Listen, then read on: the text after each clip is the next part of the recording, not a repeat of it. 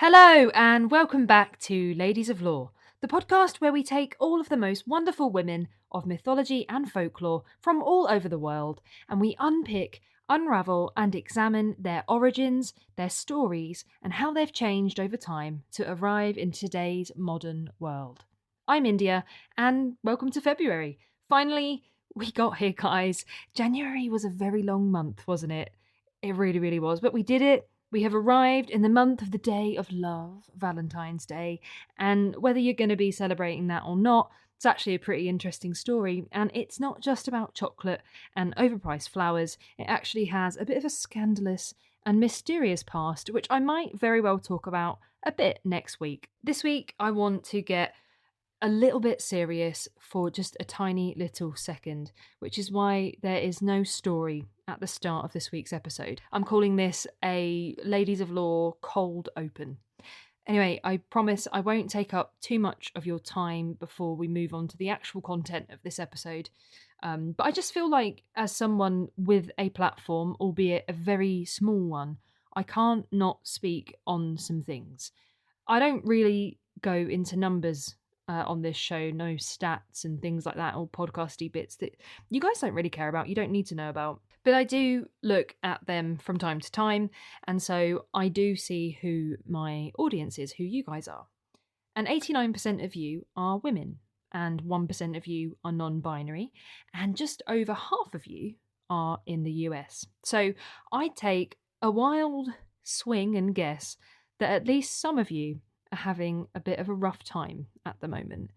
And I just want you to know that I see what is happening and I truly do feel for you. I can't do much from my little spare bedroom here in England, but I can tell you that I am here and I do see you all. And I see you no matter the colour of your skin, whether you identify as the sex that you were assigned at birth or not, whether you are straight or gay or queer, or maybe not really very sure yet. I see you if your parents arrived in your country legally or illegally. I see you if you have a disability, and I see you even if it feels like people out there are trying to erase you. And although I really can't change what is happening, I can tell you stories of amazing and empowering women that will hopefully bring you a little bit of escapism and maybe just help to remind you that we are powerful and we can change and reclaim the narrative. And no matter what is going on in the world, you have at least one safe space in this little podcast and in me. That being said, if you don't agree with the things that I've just said, and there may very well be some of you that don't, and I might lose a few of you because of that, well, so be it. And I hope if that is you and I lose you, that at some point you can open your heart and your mind and realise that you don't have to feel all of the hate and the fear that you are feeling right now. So what are we talking about this week? Well, it's Black History Month in the US, so I want to make February full of amazing stories of women from Black mythology and folklore. I will add that I do believe that we should be celebrating all cultures all year round, but as I said to somebody over on Blue Sky this week, when they're trying to stop us from celebrating, we've got to celebrate even harder. So we're kicking it off with Mami Wata. Her legend has travelled across oceans and through generations, shaping cultures from West Africa to the Caribbean, from Brazil to the southern United States. I'm super excited to talk about this one, and I have loved writing this episode. So grab yourself a little snack, maybe something nice to drink, and let's dive in.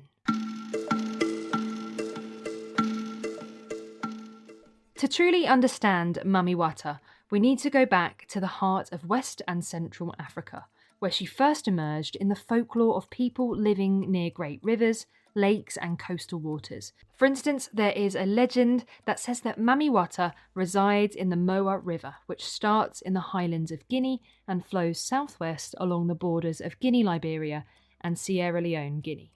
And the first mentions of Mami Wata are difficult to pinpoint precisely, as her origins are deeply rooted in oral traditions that predate written records. However, historical, linguistic and artistic evidence suggests that she emerged from the rich spiritual tradition of the Igbo, Yoruba, Yu and Bakongo peoples, among others. And these cultures have long revered water deities and spirits, often associating them with fertility, wealth, healing, and the mysteries of the unknown.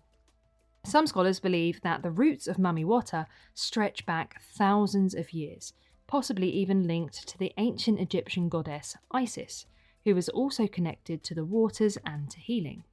In Egypt, Ma, or Mama, means truth and wisdom, and Wata comes from Uwati, meaning ocean water.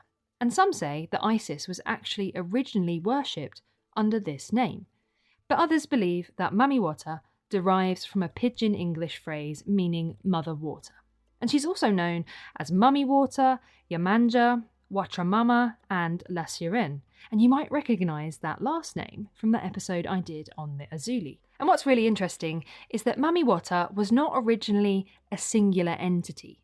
And before she became sort of boiled down to just one entity, she was actually more of an entire pantheon of water deities across West, Central and Southern Africa, as well as the African diaspora in the Americas and the Caribbean. So if you hear Mami Wata referred to as they at any point, that'll be why. And her presence in indigenous spirituality has been documented through ethnographic studies and also through testimonies of local priestesses, shrine keepers, and historians. And by the early 20th century, anthropologists and missionaries began to record stories and practices related to Mami Wata, particularly in Nigeria, Ghana, and Benin. And one of the earliest written accounts comes from P. Amory Talbot, a British colonial administrator and ethnographer.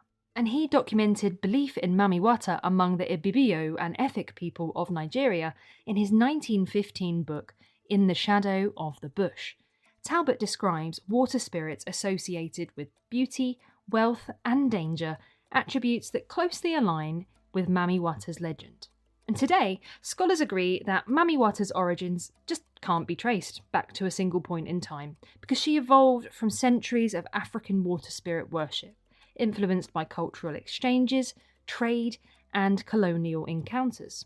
And her essence remains deeply African, despite the layers of foreign imagery that have merged with her mythos. She is, and always has been, a fluid and adaptable spirit, much like the waters she rules. Mami Wata truly is multifaceted, and she's often described in terms of excess. She is, all at once, a nurturing mother figure, inhumanly beautiful, a little bit sexy, a bringer of riches, a healer of physical and spiritual ills, and an embodiment of dangers, desires, risks, challenges, dreams, aspirations, fear, foreboding, and so much more. And because of this, people are drawn to her, because she represents so many different possibilities. And not only is this deeply attractive, it's also deeply terrifying. She can create, but she also holds the potential for devastating destruction. As I'm sure you've probably gathered from the description that I've given of her, Mami Wata is mostly depicted as an extremely beautiful woman whose allure is both divine and dangerous. Her appearance varies across cultures and artistic interpretations, but certain elements remain pretty consistent throughout. So she's frequently portrayed with long, flowing hair, sometimes straight and sleek, sometimes thick and curly, but it cascades down her back like waves of water. One of her most distinctive features is her half-human, half-aquatic form, and many depictions show her with the tail of a fish, so like a traditional mermaid, glistening in iridescent blues, greens, or shimmering golds. In some representations, she has fully human legs, but is accompanied by water creatures or surrounded by an aura of liquid movement, as if she carries the ocean around her wherever she goes. And the presence of serpents is also a key motive in her iconography, because she's often actually shown with a large snake around her neck, and it's coiled around her arms and her shoulders, and sometimes has its head resting on her forehead in a bit of a symbolic connection. The serpent represents many things as well. It could be power, it could be knowledge, fertility, transformation, but it also speaks to Mami Wata's ability to be both nurturing and perilous. And I've put a link in the show notes to a really interesting set of photos that show various depictions of Mami Wata with the snakes in question, so do check that out in the show notes. Aside from snakes, Mami Wata is also adorned with opulence. She wears extravagant jewellery, gold bangles, beaded necklaces, and anklets that jingle like the rhythm of waves. Mirrors frequently appear in her depictions too, and that's a potent symbol of self-reflection, illusion, and the dual nature of her influence. And some believe that if you look into her mirror, you see your truest desires or even your fate. And in many artistic renditions, she holds a mirror in one hand and a comb in the other, embodying her beauty and her vanity, and the connection between the physical and spiritual worlds. And now we know a little bit about where Mami Wata comes from and what she looks like, let's talk about some of the most well-known stories that she features in. We'll be right back. Want to learn more but short on time? Listen to 4 Minutes, the first global multilingual podcast. In 10 languages, in 4 minutes, we bring you one fascinating topic, clear, concise, and straight to the point. History, science, technology, business. Gain new knowledge in just a few minutes. Listen to us on your favorite podcast platforms.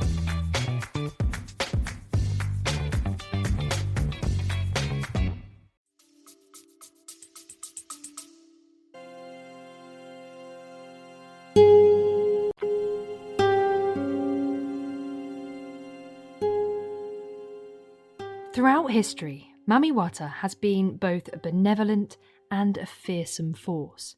Her duality makes her one of the most fascinating deities in folklore, and this duality is reflected in some of the most widely told tales about her. And one of these very tales is that of the seductress and the lost fisherman, passed down through generations across West Africa and the African diaspora.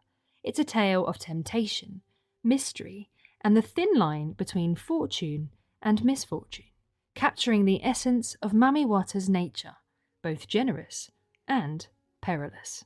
And the story begins with a fisherman, a humble and hard-working man who made his living casting his nets into the vast waters of the river. He had spent his life learning the rhythms of the tides, the shifting moods of the current, and the secrets hidden beneath the waves. Though skilled, he was poor, and his fortune seemed to dwindle no matter how much effort he put into his craft. One evening, as the sun dipped below the horizon and painted the sky with streaks of gold and crimson, he set out alone in his small wooden boat. The air was thick with the scent of the river, and the water lapped gently against the sides of his vessel. That night, an eerie silence settled over the waters. The usual chorus of frogs and insects had vanished, and even the wind seemed to hold its breath. As the fisherman cast his net, something unusual happened. Instead of the familiar weight of fish struggling against the weave, the net was impossibly heavy, as if it had snagged a treasure hidden beneath the surface. He pulled with all his might, his muscles straining, his heart pounding. Slowly, something began to emerge from the depths. Not a fish, and not a treasure chest, but a woman. She was unlike any woman he had ever seen. Her skin shimmered as if kissed by the moonlight itself, and her long dark hair cascaded down her back in waves that glistened like polished obsidian. Her eyes, deep and knowing, seemed to hold the secrets of the universe. Gold pearls adorned her body, the wealth of the ocean wrapped around her like a queen's raiment. "Fisherman," she said in a voice that was both soothing and commanding, "why do you struggle so hard against the waters?" The fisherman was entranced, and he could barely find his voice. I seek fortune," he finally said, "but the river is unkind." The woman smiled, her lips curling with both amusement and something else, something much more dangerous. "Come with me," she said, "and I'll give you all you desire." Overwhelmed by her beauty and the promise of riches, the fisherman could not resist. He climbed into the water, surrendering himself to her embrace, and she pulled him beneath the surface, The world above vanished, replaced by an underwater realm more magnificent than anything he could ever have imagined. Palaces of coral stretched out before him, their walls glowing with the bioluminescent shimmer of hidden life. Fish of every colour swam in intricate patterns, and golden treasures lay scattered along the seabed, more than any man could ever dream of possessing. The woman, now revealed as Mami Wata, guided him through her mystical kingdom, showing him wonders beyond his comprehension. Days passed, or perhaps weeks, or even years. Time did not flow the same way in Mami Wata's domain. She lavished him with luxury, draped him in fine silks, and adorned him with jewels. She gave him knowledge of the waters, whispered to him the secrets of the unseen, and filled his heart with desires he had never known. But as time passed, his longing grew, and he missed the warmth of the sun, the taste of the river's air, and the simple joys of the life he'd left behind. Mami Wata, perceptive as ever, saw the shift in his heart. "You wish to leave," she observed, her voice devoid of anger, yet tinged with something sorrowful. "Very well. I shall return you to your world, but heed my warning. Speak to no one of what you have seen, or all that I have given shall be lost." With that, she kissed him once, and in an instant he found himself back in his boat, the sun rising on the horizon as if no time had passed at all. His nets were filled with fish, the finest he had ever caught, and his hands glittered with golden rings, proof of the riches Mami Wata had bestowed upon him. The fisherman returned to his village, now a man of great fortune. He built a grand house, dressed in fine robes, and dined on the best food. Yet something gnawed at him, an irresistible urge to share his story. What use was wealth if he couldn't boast about how he got it? One night, surrounded by friends and admirers, he could hold his silence no longer. He told them of the beautiful woman from the river. He told them of the underwater kingdom and of the riches that she had showered upon him. No sooner had the words left his lips than a terrible gust of wind howled through the village. The room dimmed as the candle flames flickered violently, and suddenly, chill gripped his bones. He looked down in horror as the golden rings on his fingers turned to dust. His fine robes unravelled into rags, and his house creaked as if it were on the verge of collapse. The next morning, the villagers found him standing by the river, his eyes empty, his fortune vanished. Some say Mami Wata had taken back what she had given, punishing him for breaking his vow of secrecy. Others say she had claimed him entirely, pulling him back beneath the waves to remain in her world forever. To this day, fishermen whisper his tale as a warning. Mami Wata is generous, but her gifts come with conditions. Those who seek her must be willing to keep her secrets, for the moment they betray her trust, she will ensure that they lose everything she has given, and perhaps even more. So that is the tale of Mami Wata and the fisherman. And it kind of reminds me of the story that I told you about La Sirène in the Zuli episode. So if you want to go back and listen to that, you'll be able to hear the similarities, because there are definitely quite a few of them. So in that story, we saw quite a lot of the different parts of Mami Wata's personality, but overall, she was generous. And to be fair, she warned him, "Don't spill my secrets," but he had to go and do it. And in other tales, Mami Wata is a wrathful spirit, and she punishes those who pollute the water or exploit women. In these versions of events, she is a fierce protector of her domain, punishing those who harm her followers or disrespect nature. And the story of Mami Wata, the avenger of the disrespected, is one that speaks of justice, retribution, and the consequences of arrogance. Unlike tales that paint her as more of a seductress or a giver of wealth, this legend shows her as a fierce protector of those who have been wronged, especially women, children, and those who respect the water. And it's whispered among fishermen, village elders, and spiritual devotees that Mami Wata is always watching, and when the balance is disturbed, she will rise in vengeance. And this story begins in a bustling riverside village where life depended on the waters. The river was not just a source of fish and trade, it was sacred, a living force that had to be respected. The elders often warned that the river had a guardian, a powerful water spirit who rewarded kindness and punished cruelty. Most villagers followed the old ways, offering prayers and libations, treating the river with reverence. But there was one man who scoffed at such beliefs.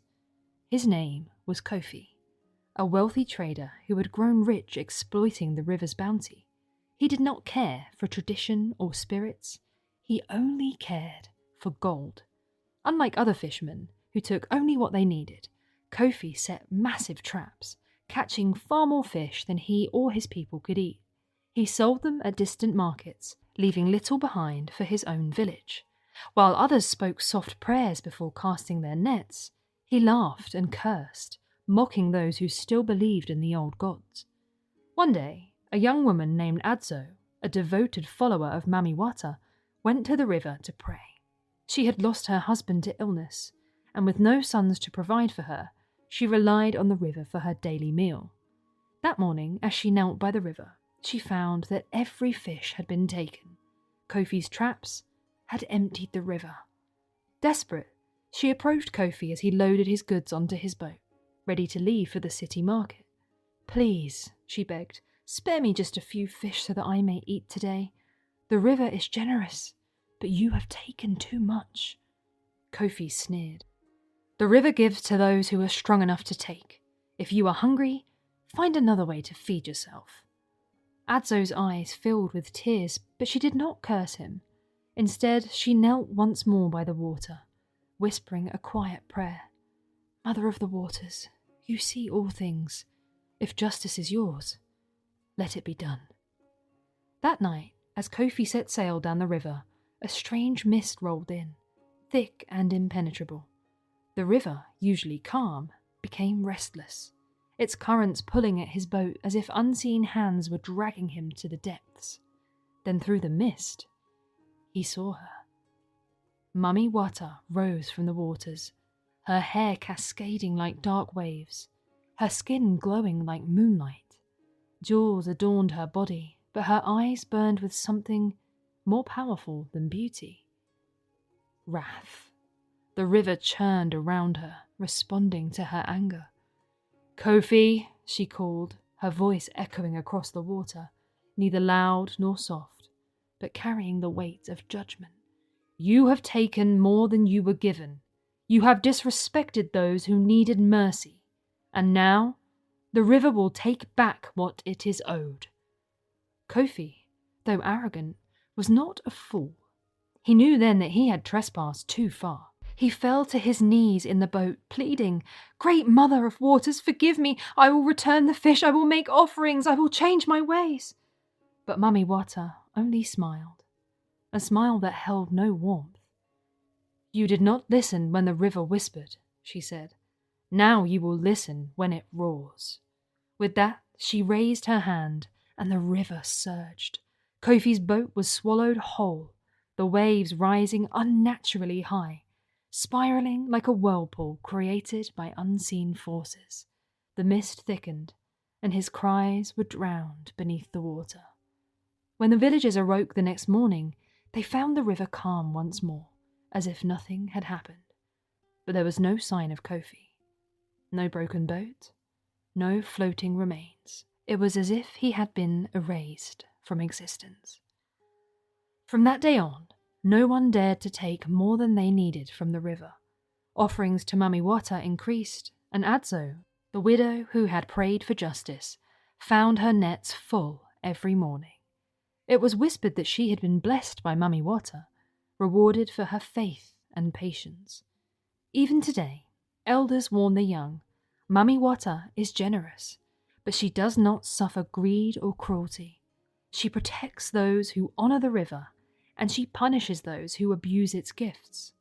Some claim that on misty nights, when the river is unnaturally quiet, you can hear the faint echo of Kofi's pleas, carried by the water, forever unanswered. So there you go. 2 stories that highlight some of the many parts of Mami Wata's personality. She's both seductive and vengeful, beautiful but harsh, and fiercely protective over her domain.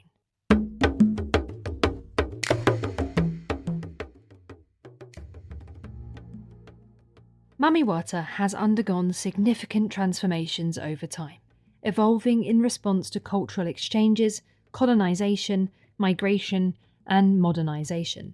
God, that was a mouthful. I don't know what possessed me to write it like that.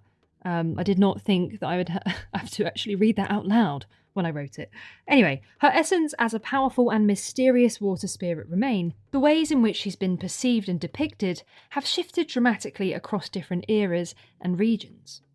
During the transatlantic slave trade, the figure of Mami Wata took on new and profound meanings, as African captives were forcibly taken from their homelands and transported across the ocean. While she had long been revered in various African cultures as a water spirit of power, beauty, and mystery, her role evolved as enslaved Africans sought comfort, protection, and explanation for their suffering. Mami Wata became both a guardian and a force of fate, associated with the perilous journey across the Atlantic, the trauma of enslavement, and the spiritual resistance that endured despite the brutal conditions. For many Africans, the ocean itself was a sacred space, often believed to be a realm that connected the living to the spiritual world. The voyage across the Atlantic, commonly referred to as the Middle Passage, was an unimaginable horror, marked by sickness, death, and the systematic dehumanization of those aboard the slave ships. The vast, seemingly endless sea became a symbol of both loss and possibility, a place where thousands perished, yet also one that held the promise of return to Africa, to their ancestors, or to the spirit world. And it was in this context that Mami Wata took on new significance. One of the most pervasive beliefs was that Mami Wata claimed those who were lost to the ocean. Many enslaved people, especially those who had been spiritual practitioners or devotees of water spirits before their capture, believed that those who drowned at sea were not simply lost, but had been taken into Mami Wata's realm, where they would be freed from suffering. In some versions of this belief, Mami Wata was seen as an act of salvation, rescuing souls from a fate worse than death, a life of slavery. This led to the widespread oral tradition that the spirits of enslaved Africans continued to live beneath the waves, creating an underwater world where they were reunited with their ancestors. This belief was particularly strong in the Caribbean, where African traditions mixed with indigenous and European influences to form new syncretic religions, such as Haitian voodoo, Cuban Santeria, Brazilian candomblé, and Trinidadian Orisha worship. In these traditions, Mami Wata merged with local deities and was worshipped under different names. In Haiti, for instance, she became La Sirène. In Brazil, she was syncretized with Yemea, the great Orisha of the sea, who was seen as both a nurturing mother and fierce protector. In these spiritual systems, water spirits were called upon for guidance, for revenge against slave masters, and the strength to endure oppression. Mami Wata's connection to rebellion and resistance is another crucial aspect of her role during slavery. Some enslaved people believed that invoking her could grant them the power to escape, either by physically returning to Africa or by transforming into water creatures who could slip away unnoticed. This idea reflected in various folklores from the African diaspora, particularly in the US and the Caribbean. One popular legend tells of enslaved Africans who, upon reaching the shores of the Americas, walked into the ocean and disappeared, either drowning or being carried away by Mami Wata to a place they could live freely. These stories were powerful expressions of hope, symbolizing an alternative fate to lifelong bondage. Beyond spiritual beliefs, Mami Wata's influence extended to cultural practices and acts of defiance. In some regions, enslaved people maintained secret rituals dedicated to her, often near rivers or the ocean. They would leave offerings of mirrors, combs, shells, and perfume, items that were traditionally associated with her. These rituals were not just acts of devotion, but also acts of resistance, ways of maintaining a connection to their African heritage despite the systematic erasure of their identities. Slave owners often viewed such practices with suspicion, and in some cases they were outright banned, as colonial authorities recognised that spiritual gatherings could serve as a means of organising rebellions. One notable example of Mami Wata's enduring influence can be seen in the Gullah Geechee people of the coastal southeastern US, particularly in South Carolina and Georgia. The Gullah, descendants of enslaved Africans, retained many West African spiritual traditions, including a reverence for water spirits. Some of their folklore speak of the mermaid-like figures who could grant protection or take revenge on those who wronged the community, a clear continuation of Mami Wata's legacy. In the post-slavery period, as African spiritual traditions continued to evolve in the Americas, Mami Wata remained a powerful symbol. She became a protector of the oppressed, a spirit of survival and of resilience, and a reminder of the connection between Africa and its diaspora. And if we fast forward just a little bit to the late 19th century, we'll go back to what I said earlier about the particularly striking transformation in Mami Wata's iconography. And with increased trade with Europe, Africa, and India, images of exotic women and snake charmers from South Asia began to circulate in West and Central Africa. And one of the most influential images was a German chromolithograph of a female snake charmer, which depicted a pale-skinned woman with long dark hair, dressed in flowing garments and holding a large snake. African communities, seeing this image, interpreted it through their own spiritual lens and recognised the similarities between this exoticized European depiction and their existing beliefs about water spirits. And over time, this image became synonymous with Mami Wata, and her visual representation shifted from a more abstract spiritual force to the highly feminized mermaid-like figure with flowing hair, a human upper body, and a serpent or fish tail that I mentioned earlier. And isn't that just so interesting how this blend of cultures somehow made it back to Africa, and they recognised in this German chromolithograph, they recognised Mami Wata, and it completely shaped the images that we have of her today. I love this stuff, guys. I think this is so interesting. I hope you find it interesting too, because I've just yapped on at you about it for the last however long. As colonialism intensified, Christian missionaries worked aggressively to suppress indigenous beliefs, branding deities like Mami Wata as demonic. This led to a shift in how some communities viewed her. And while she remained revered in many African spiritual systems, others began to fear her, and they saw her as a dangerous temptress who lured men to their doom. This duality, both a giver of wealth and a destroyer, a divine and dangerous entity, became defining features of her mythology, reflecting the complex relationship between African spirituality and the imposition of Western religious beliefs. In the 20th century, with the rise of African independence movements and cultural revitalisation, Mami Wata experienced somewhat of a resurgence. Artists, writers and spiritual leaders reclaimed her as a symbol of African identity and of feminine power and resistance. Her image appeared in traditional religious settings, but also in secular art, literature and music. In Nigeria, Hubert Ogunde, a pioneering playwright and filmmaker, incorporated Mami Wata's themes into his performances, blending folklore with contemporary narratives. One of Ogunde's notable productions that engaged with the themes of Mami Wata was Oba Koso, The King Did Not Hang, where water spirits and mystical forces played significant roles in shaping the fate of human characters. Though Mami Wata was not always explicitly named, her imagery, such as a beautiful otherworldly woman who lures men into the unknown, was a recurring motif in his theatrical performances.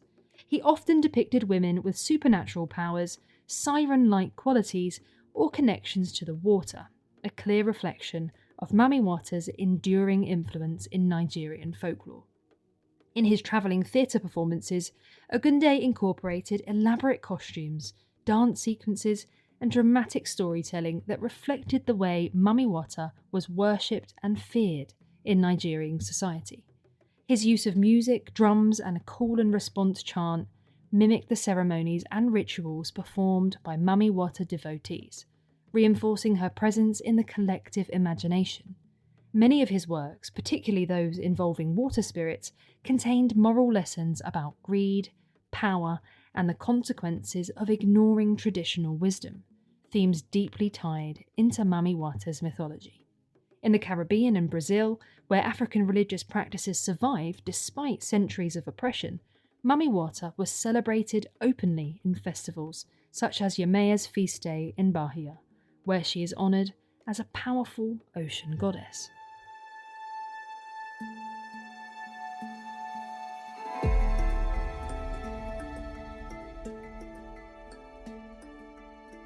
Mami Wata continues to be a powerful presence in modern culture, appearing in literature, film, television, music, and art across the African continent and the diaspora. As a figure of mystery, beauty, power, and danger, she has been reimagined and reshaped to fit contemporary narratives, sometimes maintaining her traditional spiritual aspects, and other times transforming it into a symbol of feminism, sensuality, or resistance. In literature, Mami Wata's influence is particularly strong in African and Caribbean fiction, where she often appears as a mystical force intertwined with human fate. One of the most well-known works that incorporates her legend is Ben Okri's The Famished Road, in which water spirits and supernatural entities shape the journey of the protagonist, Azoro. While Mami Wata is not directly named, the presence of seductive and mysterious water spirits mirror her traditional role in folklore. Nalo Hopkinson, a Caribbean writer, also draws on Mami Wata in her speculative fiction, The New Moon's Arms, and this features a protagonist which connects to the sea, weaving in themes of loss, transformation, and ancestral memory that are central to Mami Wata's mythology. Another significant literary example is She Would Be King by Wayatu Moore, and this is a magical realist novel that explores Liberia's history and features water spirits that bear strong resemblance to Mami Wata, reflecting her role as a giver of power and guardian of hidden knowledge. So there are a few books to add to the TBR, and who knows when and if we get a Ladies of Law book club going, perhaps we'll include one of them there too. In film and television, Mami Wata has been reinterpreted in various ways, from more traditional depictions as mystical water deities to transformation into a modernised supernatural being. And one of the most striking recent portrayals is the 2023 Nigerian film Mami Wata by CJ Fiery Obasi. And this presents a visually stunning, monochromatic retelling of her legend, blending traditional African storytelling with avant-garde cinematography. And the film depicts a village that worships Mami Wata and grapples with external influences that threaten their belief system, highlighting themes of cultural preservation, modernity, and the power of mythology in shaping identity. And I have watched the trailer for this movie. I'll pop it in the show notes as well so you can have a look. It's really interesting actually. It's all black and white, like I say, it's monochromatic, which is it just makes it so visually interesting to watch. So I might actually watch the movie. I've only seen the trailer so far, but check it out. It is in the show notes. In Nollywood, Nigeria's booming film industry, Mami Wata frequently appears in supernatural thrillers, particularly those that explore themes of wealth, temptation, and divine retribution. Films such as The Mermaid's Curse and Mami Wata, Queen of the Ocean depict her as both a seductress and a vengeful force, maintaining this duality that she has as a spirit of both prosperity and destruction. Music has also been deeply influenced by Mami Wata, particularly in West Africa and Afro-Caribbean traditions. Highlife, Afrobeat, and traditional drumming ceremonies often invoke her presence, whether explicitly or symbolically. And the renowned Beninese singer Angelique Kidjo references water spirits in her music, blending traditional rhythms with contemporary sounds to evoke the mystery of the ocean. In the Caribbean, calypso and reggae artists have long sung about the power of water spirits, with Trinidadian and Haitian musicians often incorporating Mami Wata's imagery into their lyrics. And even in American music, elements of Mami Wata's mythology can be found. Take, for instance, Lemonade by Beyoncé.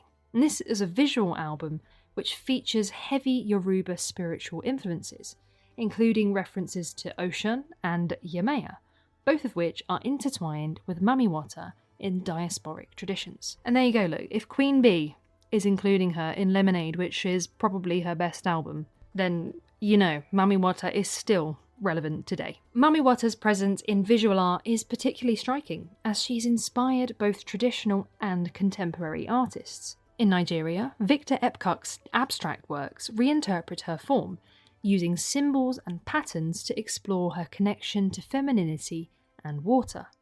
Wangechi Mutu, who is a Kenyan-American artist known for her Afrofuturist and Surrealist works, has also incorporated elements of Mami Wata into some mixed media pieces, presenting her as a hybrid, almost alien-like figure who defies categorization. And I'll put some links to this art in the show notes as per usual so you can have a little look. But it's clear to see that Mami Wata is very much still around and still revered across the world. Even in global pop culture, Mami Wata's influence has expanded far beyond African diasporic communities.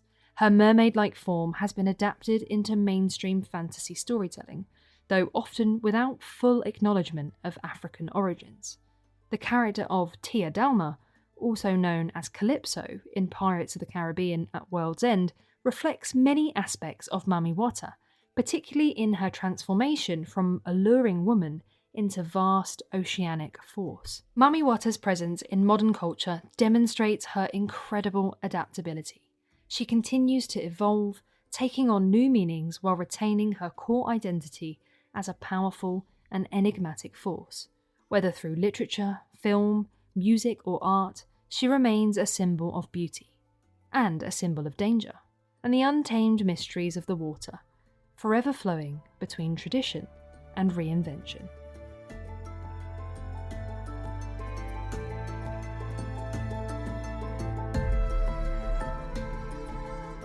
Mami Wata embodies the mysteries of the water. She is nurturing yet dangerous, beautiful yet fearsome, generous but also demanding. She represents the depths of the unknown, reminding us that water is both a source of life and an unpredictable force. Her legend continues to evolve, adapting to the beliefs and cultures of those who honour her. Whether she is a goddess, a mermaid, or a spirit, one thing is for certain: Mami Wata's influence is as deep as the oceans she rules. Thank you so much for listening today. I really appreciate you, and I have so much exciting stuff to come. It's all in the works. I was actually asked in a Spotify comment this week if I had a Patreon, and I will say to that, watch this space.